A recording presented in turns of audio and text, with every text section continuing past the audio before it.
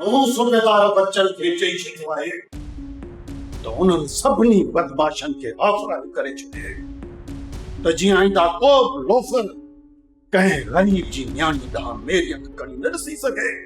पर साईं इहो त गैर कानूनी आहे। मिसाल क़ाइम करणा पवंदा आहिनि दुनिया जे अॾो। इन्हनि लोफरनि खे अहिड़ी त सज़ा मिलंदी जो आईंदा को बि लोफर का बदमाशी करण खां पहिरीं कन कंदो। इहा ॻाल्हि त आहे साईं, पर मुंहिंजे चवण जो मतिलबु आहे त इन्हनि खे मुरागी जेल मोकिले छॾियो। छा तोखे इन्हनि जे मथां रहम थो अचे? हीअ ज़ालिम ते भला रहम ईंदो आहे साईं? त पोइ छॾ इहे मंडा टोंडा माज़ूरी वारी ज़िंदगी गुज़ारी। चवनि था त इहे चोर इस्तेमाल थिया आहिनि, गुनाहगार त अञा टियों आहे। कमदार जे चवण मुताबिक़ टियों शख़्स शहरोज़ ख़ान आहे,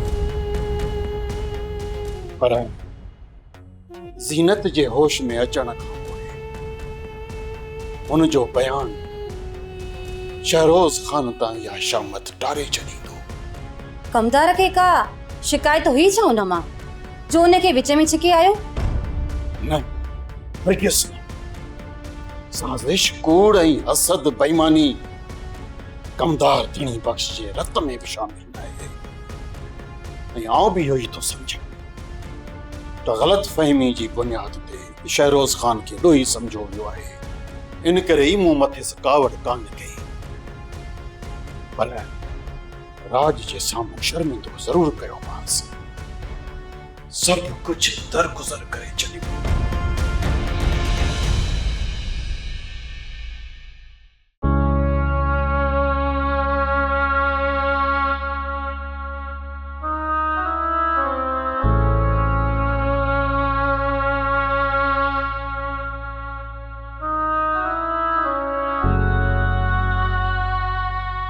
बाबा तू परेशान छो है?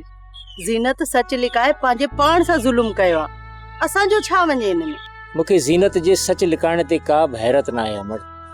ज़िंदगी में समय भेरा दुनिया खे रंग बदिलाईंदे ॾिठो अमड़। मूंखे अफ़सोस सिर्फ़ु एतिरो आहे त कंहिं ॿिए खे इंसाफ़ ॾियारण ख़ातिर पंहिंजी इज़त दाव ते लॻाए छॾी। बाबा मूंखे पूरी पक आहे चाचे सावण वारनि पैसा वरिता हूंदा। पुट कंहिंजे बारे में एतिरी तकड़ी राय कोन ॾिठी आहे। ॾिठे मां बि ॾिसण घुरिजे। ओ मुंहिंजा मिठा बाबा, तू पाण सुठो आहे न, इन जे करे तोखे सॼी दुनिया सुठी थी लॻे। जेकॾहिं हुननि पैसा न आहिनि वरिता त ज़रूर के ॿी लालच में चुप आहिनि, न त सॼे राज जे साम्हूं ॾिठई न बाबा।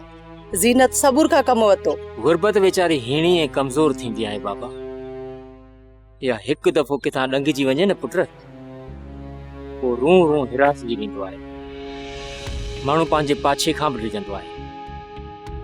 ख़ान बहादुर त हिकिड़ो देव आहे, उन जे साम्हूं सावण फ़कीर जहिड़ो हीणो माण्हू हौसलो किथां पैदा करे थो सघे पुट? बाबा आऊं तो चवां थी न गिदड़ वारी ज़िंदगी खां न मौत भलो आहे। ज़ीनत होश में अचण जे बदिरां मरी छो कोन वई?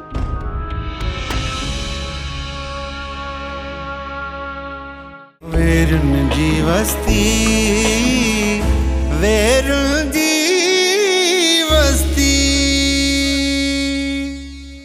सब्सक्राइब कयो असांजो official YouTube channel Singh TV HD drama ऐं वधीक अपडेट लाइ बेल आइकन खे क्लिक करियो।